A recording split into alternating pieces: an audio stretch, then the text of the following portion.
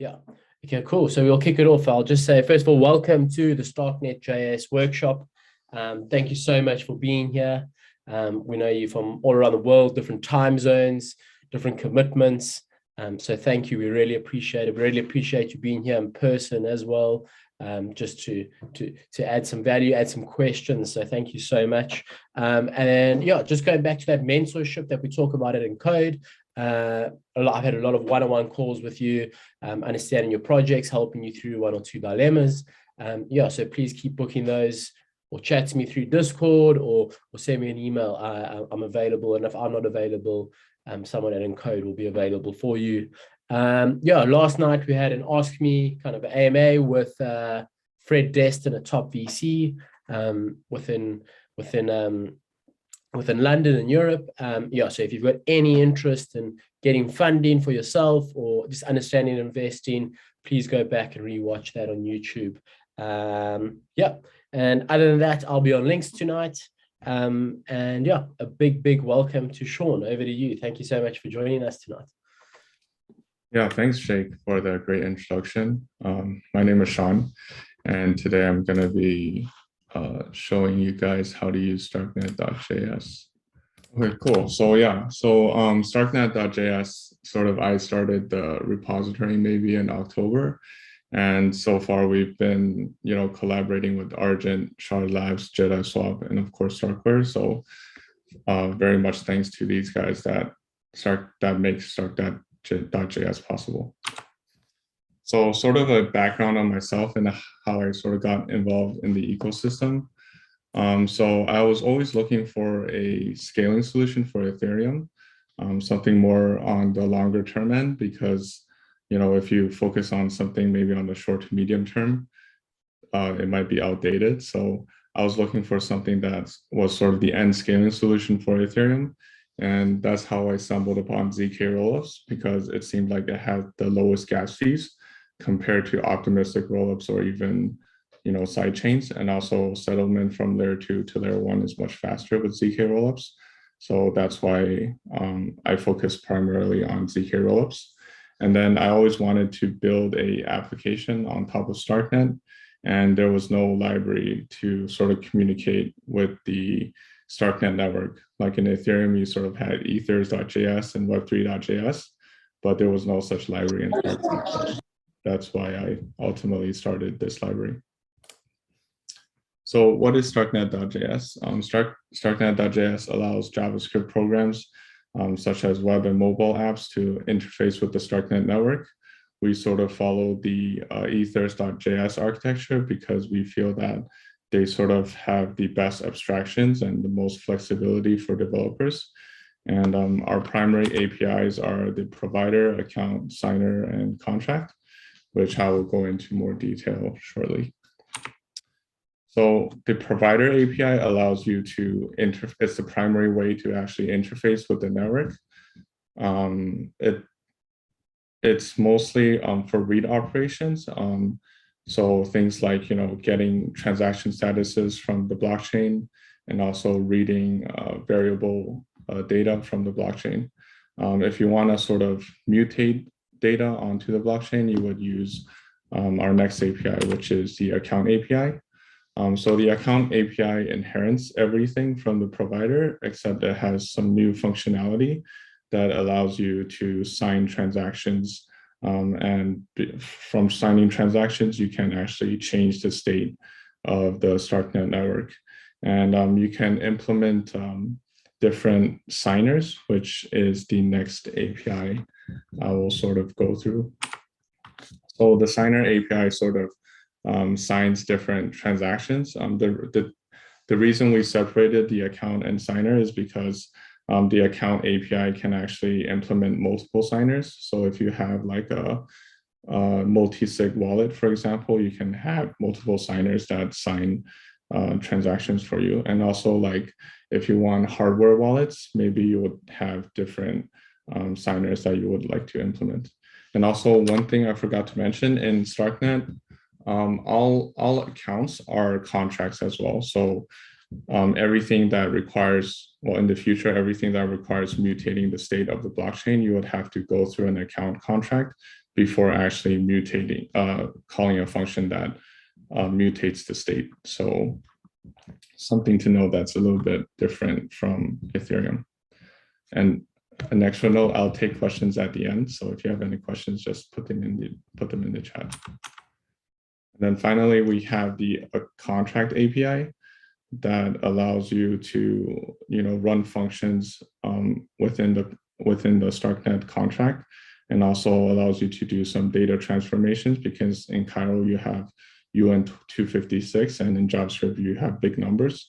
So those sort of transformations allow you to communicate and run functions in the contract that you have deployed on StarkNet. And we're also implementing a contract factory that allows you to deploy contracts directly onto StarkNet with JavaScript.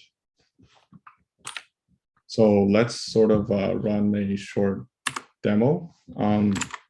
I implemented this morning, so it's very much work in progress, but I'll sort of run through the code. I tried running it in my terminal, and yeah, it takes a while to run, and it's so I'll just sort of go through the code, and then we'll try to have a complete version later.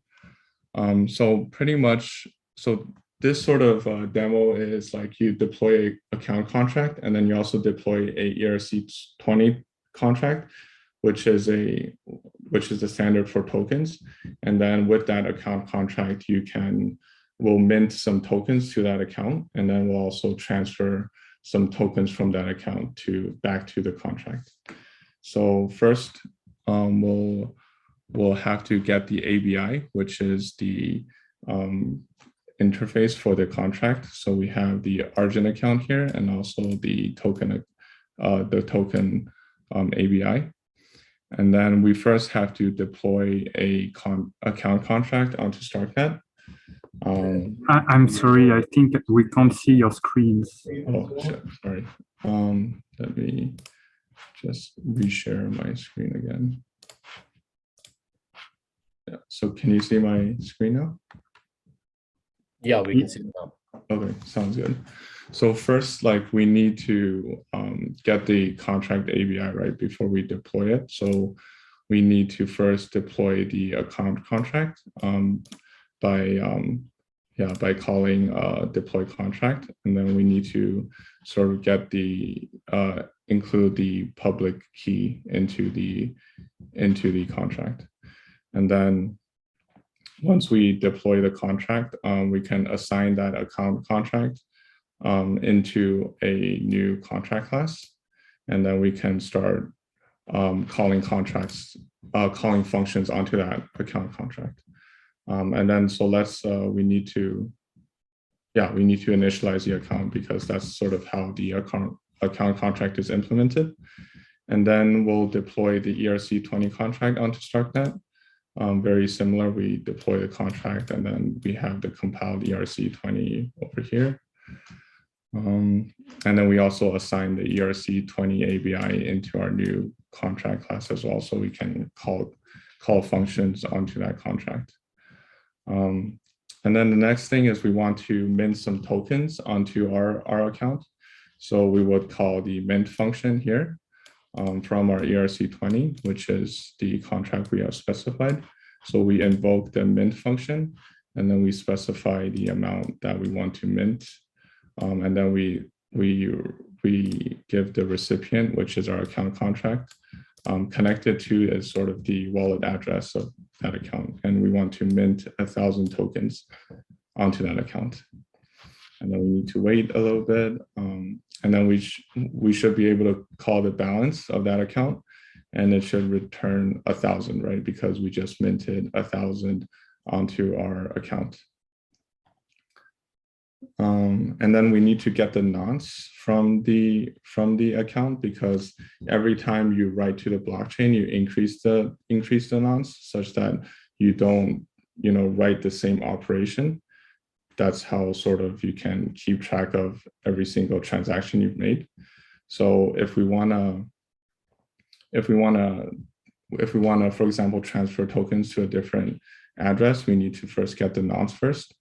And then once we get the nonce, we can call the transfer function onto our contract, onto our account contract. We can transfer, we're transferring it back to the ERC20 address. We're transferring 10 tokens. And then we're also putting in the nonce that we got before. And then we sign the transaction. And then we sort of invoke that on our account contract. We want to execute that transaction, transferring 10 tokens back to the ERC20 address. And then after waiting for a while, when we call the balance of our account contract, we should have 990 because we originally minted 1,000 tokens onto our contract. After transferring 10 tokens, we should have 990 left. So that's sort of an overview of the different APIs you would typically use if you're using this library. Obviously, like this is not the only way to do this. You could use different APIs as you see fit. So yeah, so we will actually have a very big major release sometime tomorrow that will include sort of those new APIs. And then we will also have a new documentation at StarkNet.js.com, which would include a lot of the examples we have showed. And of course, thanks to Yanek from Argent, Milan, Drew from Jedi Swap, and all the other open source contributors to StarkNet.js. Yeah, and thank you, and I'll take some questions. Yeah, sure. And there was just a quick question. Will you share the code? Yes, yes, I will share the code. It's actually on my repo. So let me see if I can. Yeah, it's just on my repo. It's called StarkNet.js workshop. So you can try to run the code. So there are still some things some small tweaks I need to make, but I think in general, that's sort of the logic. After this call, I'll try to fix it, and then people can, play around interfacing with the network. Are there any suggestions for basic apps we could build that are good demo apps for StarkNet? Yeah, for sure. So I think like the example I showed was sort of a very basic example where you would, start, create an account and then sort of create tokens, and then you would transfer tokens, right? That's a very basic example, but I think maybe something very easy I can see as like maybe a website that deploys an ERC 721 contract with this, which is the NFT standard. And actually, so sorry, I didn't mention this in the beginning, but I'm the founder of Oasis, which is one of the NFT marketplaces on StarkNet. Probably should have mentioned that earlier, but if you deploy a ERC 721 contract onto StarkNet, our website will automatically pick it up because we have an indexer that's always running. So if you deploy any NFT contract, you should see it on the buy page. And I think a very simple project would sort of be a ERC 721 deployer, which is you have a front-end website, and then sort of that deploys the ERC 721 for you, similar to manifold.xyz. So that's something that I think would be quite simple and fun. Hi, this is Anurag. Just a quick question for Sean. Sean, what is your view towards the marketplaces for monetization of NFTs? We have seen the rise of enough platforms which are going towards how you unlock your ERC20s, Betaways of the world, and so on. When you think will be the right time for the marketplaces for asset efficiency utilization for NFTs coming? So from my understanding of the question, are you asking about, so I guess like for StarkNet in general, right now, StarkNet is still like very much in the early phases. And like on testnet itself, it's still like the speed is still much to be desired at the moment. Obviously Starkware knows that. And I think probably it would take 6 more months is my prediction before mainnet is more stable and more usable, where we will see real value being transacted. In terms of monetizing, I would think the monetization models would probably be similar to what we see in Ethereum. So I can't really speak for Aave, but in terms of Oasis, like OpenSea sort of takes a transaction fee because they sort of have a order book, and we probably see a similar model, but we're also exploring things like decentralized order books as well, things that we've seen with Zora on Ethereum. And I think we want to be more flexible on the fees as well. Like maybe if we integrate with another project like Bricks, for example, and if they have a in-game marketplace there, we would maybe have a revenue share with them. So we would take a lower fee so then they can sort of have more flexibility on their side. Yeah. Perfect. Thanks, Sean. There's a couple questions in the chat. I'll read them to you. Great use case for a mobile wallet, not dependent on downloading a browser extension. Do you have any suggestions there? I think those are questions. Yeah, I think it's possible to build a mobile wallet. Like since there's React Native that's written in JavaScript, I don't see, well, maybe on a security perspective, you want to write native mobile apps, but I don't see why not you would not be able to have a mobile wallet. But I think maybe from a user experience point of view, having a Chrome extension is easier because it's just available there. And then when you sign, you can just sign a transaction rather than, picking up your phone to sign a transaction. So I don't see why not having a mobile wallet. Perfect. And then the next one, Oasis supports ERC1155. What are your thoughts? So we are working on, we would like to support it, but I don't think there's an ERC1155 standard yet on StarkNet. So when that's available, we would love to support that. Perfect. And then you created a new account contract in your example. Should we do that every time we deploy a contract? Or should we use no. So you should probably reuse so when you're on Argent, right? And sort of when you're on Argent X and then you sort of the first time you use it, it actually deploys a contract for you. And then you sort of just reuse that account contract. So I think in your case, you would probably want to reuse it unless you don't have an account. So yeah, you would want to reuse it. Okay, perfect. And is there any standard way to interface StarkNet with other blockchains as far as ERC721 tokens are concerned? Yeah, so other blockchains, I don't think so at the moment. We're still figuring out for NFTs what's the best way to bridge from layer 2 to layer 1. I think Kasser made a NFT bridge, which is really interesting, but I think it's not yet obvious how the bridging will work between layer 2 to layer 1 yet. And it's still something that people we're exploring as well. Okay, perfect. Thanks, Sean. And then there's two more questions. Is the StarkNet, is it Goerli or still working today? GOER. Yeah, so there is a website called StarkNet.Checkly, sort of tells you the status of the network. I'll share it in the chat. Sort of tells you how the network is doing. So sometimes StarkNet goes down, and I sort of use Checkly to keep track of the status. Okay, perfect. And is StarkNet stable today for development? It is, I would say it's unstable, because it does go down sometimes and the speed varies widely, but it's something Starkware is working on. Okay, perfect. Funnily enough, when the first app I wrote on StarkNet, everything was instant, and I was like, oh my gosh, this is amazing. But shortly after, a lot of developers joined the ecosystem and things started to slow down significantly.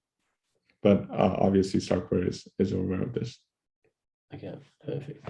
I think this question was a direct message, but I think it was for everyone. Can you show the account creation part in the code where you define the PVT keys? So we do generate a key pair, and then with the, I don't know if you can see my screen, but with the key pair, that's what you sort of deploy. So this is the account that you deploy. You get a compiled account contract, and you deploy it with the public key. And then sort of every time you want to, write to your contract, you would first go through the account contract before going through a different contract. Perfect. And what's the TPS of StarkNet Alpha? That I'm not sure. I think you would have to ask Starkware for that. But from my perspective, like the higher the TPS, the more unstable the network in terms of speed and also it going down. So I think it varies. In terms of stable TPS, I think Starkware would probably know better. Perfect, thanks. And how long have you been working on Oasis NFT project? Oasis, I think we started in December of 2021, so a couple months now.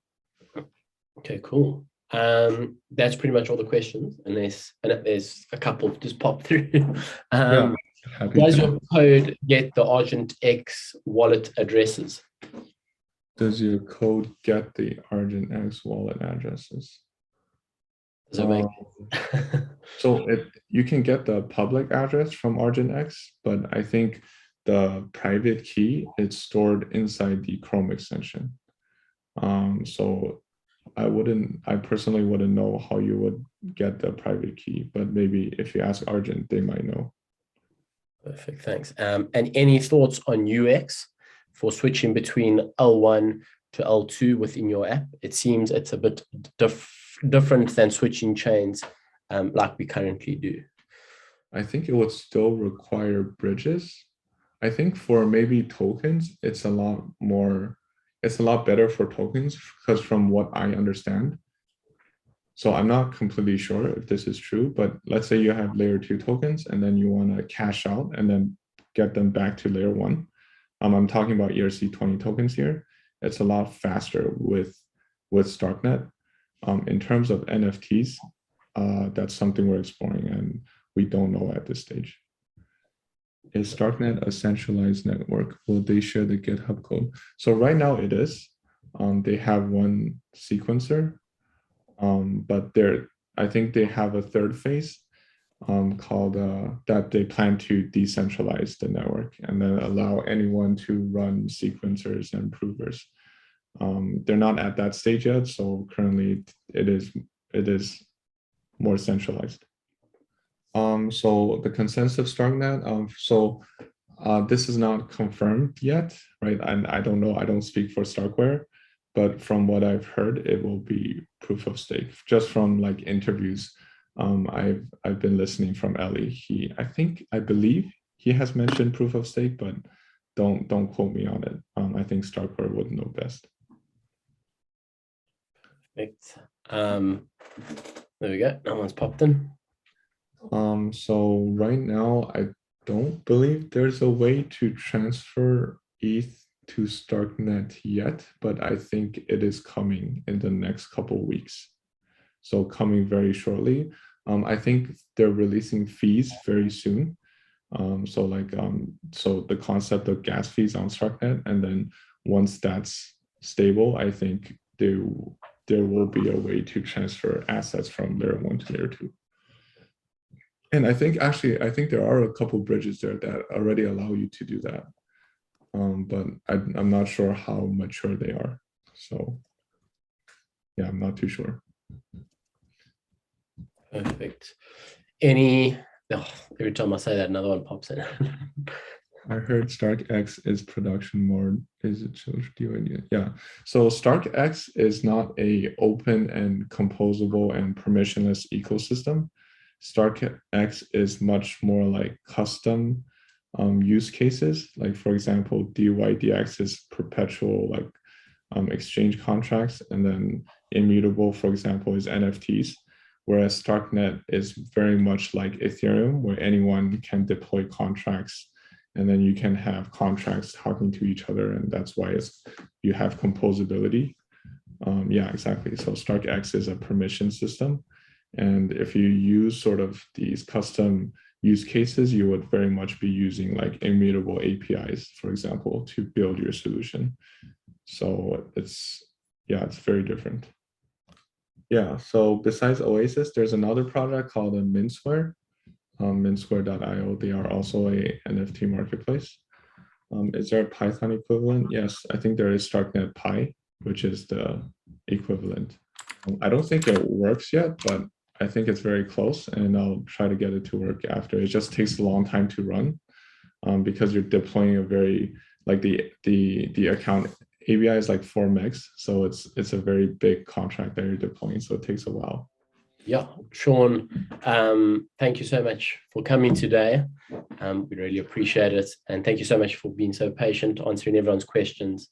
The hackers really do appreciate you answering all the questions and just getting a bit of insight into your mind, I guess.